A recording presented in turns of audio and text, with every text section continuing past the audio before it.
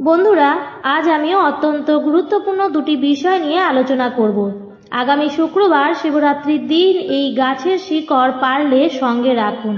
বন্ধুরা, আমরা অনেক সময় বুঝতে পারি না যে আমাদের কোনো রকম গুপ্ত শত্রু থেকে থাকে এবং সেই শত্রু আমাদের জীবনে অনেক বড় ক্ষতি করে দেয়। তাই এই গাছের শিকড়টি যদি আপনাদের সাথে সর্বদা থাকে তাহলে আপনারা গুপ্ত শত্রু থেকে মুক্তি পাবেনই এবং তার সাথে আপনারা জীবনে সাফল্য লাভ করতে পারবেন। এছাড়াও সমাজে মান সম্মানও পাবেন। আপনার জীবনে সমস্ত আপদ বিপদ বাধা বিপত্তি দূর হবে। মহাদেবের আশীর্বাদে পরিবারের সার্বিক মঙ্গল হবে। বন্ধুরা, ভগবান শিব অল্পতেই সন্তুষ্ট হন, তাই তিনি আশুতোষ নামে পরিচিত। আমরা সকলেই ভগবান শিবের কৃপা পাওয়ার জন্য তার পূজা করে থাকি। অনেকেই মহাশিবরাত্রির দিন নির্জলা উপবাস থেকে পুজো করেন। এছাড়াও অনেকে শ্রাবণ মাসের সোমবার করে থাকেন। অনেকেই আবার 16 সোমবার ব্রত রাখেন। অনেকেই বাড়িতে নিত্য শিবের পূজা করে থাকেন। এই সমস্ত কিছুর উদ্দেশ্য হলো নিজের এবং পরিবারের মঙ্গল কামনা করা, অথবা অন্য কোনো বিশেষ উদ্দেশ্য নিয়েও ভক্তরা ভগবান শিবের পূজা করে থাকেন। কিন্তু সকলেই ভগবান শিবের পূজা করলেও সকলের মনোকামনা তিনি কি সঙ্গে সঙ্গেই পূরণ করেন তা কিন্তু নয়। যেমন ভগবানের কাছে ভক্তরা অনেক চাওয়া পাওয়া আশা নিয়ে পূজা করে থাকেন, ভগবান কিন্তু কখনোই তার ভক্তের কাছে প্রচুর কিছু আশা করেন না। ভক্তের ভক্তিতে এবং অল্পতেই ভগবান শিব সন্তুষ্ট হন। তবে যার মধ্যে এই বিশেষ কিছু লক্ষণ থাকে, ভগবান শিব সেই ভক্তের উপর অত্যন্তই সন্তুষ্ট হন এবং তিনি তার সমস্ত মনোকামনাও পূর্ণ করেন। ঠিক তেমনই কোনো ব্যক্তির মধ্যে যদি এই ধরনের নেতিবাচক দিকগুলি থেকে থাকে তাহলে ভগবান শিব তাতে আরও তার প্রতি রুষ্ট হন। তাই ঠিক কোন কোন লক্ষণগুলি ব্যক্তির মধ্যে থাকলে সেই ব্যক্তির প্রতি ভগবান শিব প্রসন্ন থাকেন তা প্রত্যেক শিব ভক্তেরই জানা প্রয়োজন। এবং ভিডিওর শেষে আমি বলে দেব শিবরাত্রির দিন কি সেই গাছের শিকড় যার সঙ্গে রাখলে আপদ ও বিপদ মুক্ত হবেন এবং বাবার আশীর্বাদের সকল মনস্কামনাও পূর্ণ হবে। তাই যদি আপনি প্রকৃত ভগবান শিবের পূজা করে থাকেন তাহলে এই ভিডিওটি সম্পূর্ণ শেষ পর্যন্ত দেখার অনুরোধ রইল।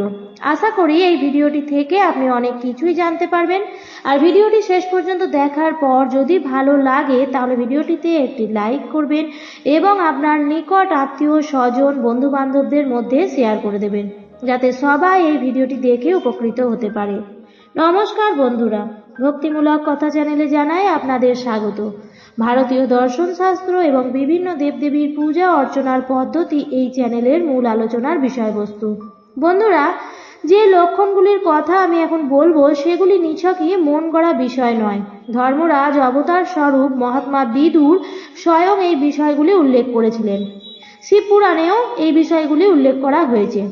বন্ধুরা, সবার প্রথম যে লক্ষণগুলির কথা বলবো তা ভগবান শিব অত্যন্তই পছন্দ করেন, আর তা হলো কোনো ব্যক্তির কাছে অর্থ ধন সম্পদ এই সমস্ত কিছু থাকা সত্ত্বেও যদি তার মধ্যে একেবারেই অহংকার না থাকে তাহলে ভগবান শিবের কৃপায় তার সর্বদাই মঙ্গল হয়। কিন্তু যদি এই অর্থ ধন সম্পদে তার মধ্যে অহংকার তৈরি করে তাহলে তার পতন সুনিশ্চিত। সে হাজার ভগবান শিবের পূজা করুক না কেন, এই অহংকারই তার পতনের কারণ হবে, ঠিক যেমনটা ঘটেছিল রাবণের সঙ্গে। তাই আপনি যদি ভগবান শিবের ভক্ত হয়ে থাকেন, মনের মধ্যে কোনো বিষয়কে কেন্দ্র করে কখনোই অহংকার পোষণ করবেন না। দ্বিতীয় যে লক্ষণটির কথা বলবো যা ভগবান শিবের অত্যন্ত পছন্দের এবং তিনি নিজেও এই প্রকৃতির, আর তা হলো তিনি সর্বদাই অপরের সঙ্গে নম্র ব্যবহার করতেন পছন্দ করেন। তার যে ভক্ত যতটা বিনয়ী হবে ততটাই তিনি তার কৃপা পাবেন। উশৃঙ্খল ছন্নছাড়া উগ্র ব্যক্তি ভগবান শিবের কৃপা থেকে অনেকাংশেই বঞ্চিত থাকেন। তাই যদি আপনি শিব ভক্ত হয়ে থাকেন, ভগবান শিবের কৃপা পেতে চান, তাহলে অতি অবশ্যই আপনাকে বিনয়ী ও নম্র হওয়া প্রয়োজন সকলেরই প্রতি।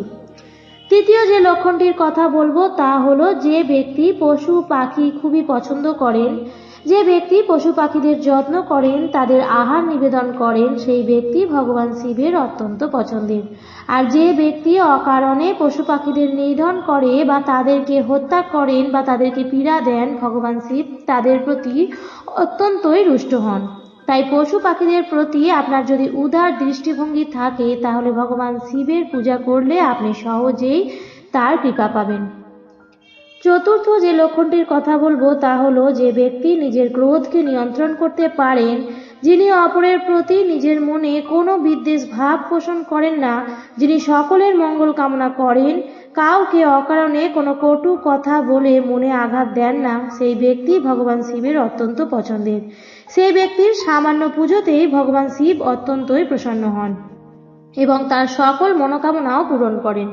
কিন্তু ব্যক্তির মধ্যে যদি ক্রোধ অত্যাধিক মাত্রায় থাকে এবং তিনি তা নিয়ন্ত্রণ করতে যদি না পারেন এবং কথায় কথায় যদি তিনি মানুষকে অপমান করেন তাহলে ভগবান শিবের কৃপা দৃষ্টি থেকে তিনি অনেক সময় সেই ব্যক্তি বঞ্চিত থাকে।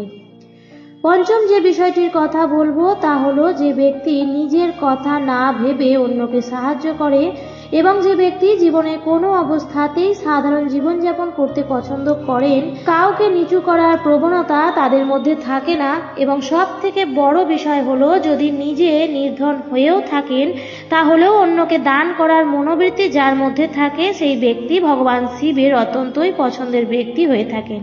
সেই ব্যক্তি ভগবান শিবের কাছে যে উদ্দেশ্য নিয়েই পূজা করে থাকেন না কেন সেই উদ্দেশ্য তিনি নিশ্চিত রূপেই সফল হয়ে থাকেন। তাই আপনি যদি ভগবান শিবের পূজা করে থাকেন, তার আশীর্বাদ পেতে চান, তার কৃপা দৃষ্টি থেকে বঞ্চিত হতে না চান, তাহলে অবশ্যই এই সমস্ত গুণগুলি আপনার মধ্যে আনা প্রয়োজন আর সেই সমস্ত নেতিবাচক দিকগুলি পরিত্যাগ করা প্রয়োজন যা ভগবান শিবের অত্যন্তই অপছন্দের। যেমন কারো সম্পত্তি আত্মসাৎ করা, কুদৃষ্টিতে কোনো পরস্ত্রীর দিকে তাকানো, কোনো নারীকে অপমান করা, তাকে কটু কথা বলা, অন্যের সুনাম নষ্ট করা, মিথ্যার আশ্রয় নেওয়া, এই সমস্ত কিছুই অবশ্যই পরিত্যাগ করা প্রয়োজন। তাই অতীতে যদি কখনো এই ধরনের ভুল করে থাকেন তাহলে তা সংশোধন করে নেওয়া প্রয়োজন এবং ভগবান শিবের পূজার মাধ্যমে এই সমস্ত পাপ থেকে আপনি নিজেকে মুক্ত করতে সক্ষম হবেন। বন্ধুরা, এবার আমি আপনাদের জানিয়ে দেবো যে কি সেই গাছের শিকড় যা আপনাদের সাথে রাখলে সমস্ত আপদ বিপদ দূর হবে এবং সৌভাগ্য আসতে থাকবে, দুর্ভাগ্য সরে যাবে। বন্ধুরা, এই কাজটি আপনারা চন্দ্রগ্রহণের দিন বা মহাশিবরাত্রির দিন অথবা যে কোনো শুভ দিনেও করা যেতে পারে। বন্ধুরা, আমাদের আশেপাশে প্রায়ই বেল গাছ দেখতে পাওয়া যায়। আপনাদের যেটা করতে হবে সেটি হলো বেল গাছের মূল জোগাড় করতে হবে। 1 বা 2 কর মতো আপনাদের বেল গাছের মূল জোগাড় করে নিতে হবে। এই মূলটি আগের দিন জোগাড় করে রাখবেন। এরপর মহাশিবরাত্রির দিন আপনারা আপনাদের সুবিধা মতো উপবাস রেখে পূজা করবেন। এই মূলটি আপনারা রেখে দেবেন আপনাদের ঘরে, যদি শিবলিঙ্গ থাকে তাহলে তার চরণের কাছে রেখে দেবেন। আপনারা প্রদীপ ও ধূপকাঠি দেখিয়েও পুজো করে নেবেন। আপনারা শিবলিঙ্গের কাছে রাখতে দেবেন সারা রাত ধরে। আপনাদের ঘরে যদি শিবলিঙ্গ না থাকে তাহলে যদি কোনো ছবি থাকে তাহলে সেখানেও আপনি রাখতে পারেন। দুজনার আশীর্বাদ যদি পাওয়া যায় এক্ষেত্রে, অর্থাৎ শিব ও পার্বতীর আশীর্বাদ দুজনারই যদি পাওয়া যায় তাহলে কিন্তু অত্যন্তই ভালো হয়। তার কিছুক্ষণ পর আপনারা ওই মূলটি নিয়ে আপনি আপনার মাথায় ঠেকাবেন এবং দেবাদিদেব মহাদেবের কাছে আপনাদের সমস্ত সমস্যার কথা জানাবেন এবং যতক্ষণ না অবধি আপনি এই পুজো করছেন ততক্ষণ পর্যন্ত কিন্তু আপনি উপবাস রাখার চেষ্টা করবেন। যদি সম্ভব হয় তাহলে এই মূলটি সাদা শালু কাপড়ে মুড়ে আপনারা ধারণ করতে পারেন। মেয়েরা বাঁ হাতে এবং ছেলেরা ডান হাতে এই শিকড়টি ধারণ করতে পারেন। যদি আপনারা সাদা শালু কাপড় জোগাড় করতে না পারেন তাহলে একটি নতুন লাল শালু কাপড় নিয়েও এই কাজটি করা যেতে পারে। এই শালু কাপড় আপনারা দশকর্মার দোকানে গিয়ে খুঁজলেই পেয়ে যাবেন। যদি আপনাদের এই শিকড়টি ধারণ করতে কোনো রকম অসুবিধা থাকে তাহলে আপনারা লাল কাপড়ে মুড়ে আপনাদের আলমারিতে, যেখানে আপনারা টাকা পয়সা রাখেন সেখানেও রাখতে পারেন অথবা আপনাদের পার্স ব্যাগেও রাখতে পারেন। এতে করে আপনাদের অর্থের পরিমাণ দ্বিগুণভাবে বৃদ্ধি পায়। যেভাবেই রাখুন না কেন শিকড়টি এমনভাবেই রাখবেন যাতে সেটি আপনাদের সাথে সর্বদাই থাকে। এবার বলি এই শিকড়টির সাথে থাকলে আপনারা কি কি উপকার পাবেন। বন্ধুরা, অনেক সময় আমাদের গুপ্ত শত্রু থেকে থাকে এবং আমাদের অনেক প্রকার ক্ষতি করে থাকে। আমাদের অজান্তেই আমরা অনেক সময় বিপদগ্রস্ত হয়ে পড়ি। এছাড়াও অনেক সময় এমন হয় যে অনেক চেষ্টা করেও সফলতা অর্জন করতে পারেন না। এইসব ক্ষেত্রে মহাদেবের আশীর্বাদ ধন্য এই শিকড়টি যদি আপনাদের সাথে থাকে তাহলে আপনাদের গুপ্ত শত্রু থেকে আপনারা যেমন মুক্তি পাবেন, ঠিক তেমনই আপনাদের কাজের গতি আসবে এবং আপনাদের জীবনে আপনারা সফলতা অর্জন করতে পারবেন। এছাড়াও অনেক সময় এমন হয় যে একজন মানুষের কাছে প্রচুর অর্থ ধন সম্পদ আছে, কিন্তু সমাজে তার কোনো মান সম্মান নেই। সেক্ষেত্রে কিন্তু এই গাছের শিকড়টি আপনাদের সমাজে মান সম্মান এবং প্রতিষ্ঠা দেয়। আশা করি দর্শক বন্ধুরা আপনারা এই ভিডিওটি থেকে কিছুটা হলেও উপকৃত হয়েছেন। আমার আজকের পর্বটি এই পর্যন্তই। ভিডিওটি দেখে যদি ভালো লেগে থাকে তাহলে অবশ্যই চ্যানেলটিকে সাবস্ক্রাইব করে আমাদের পাশে থাকবেন এবং ভিডিওটিতে একটি লাইক করে দেবেন। আর ভিডিওটি দেখার জন্য অসংখ্য ধন্যবাদ।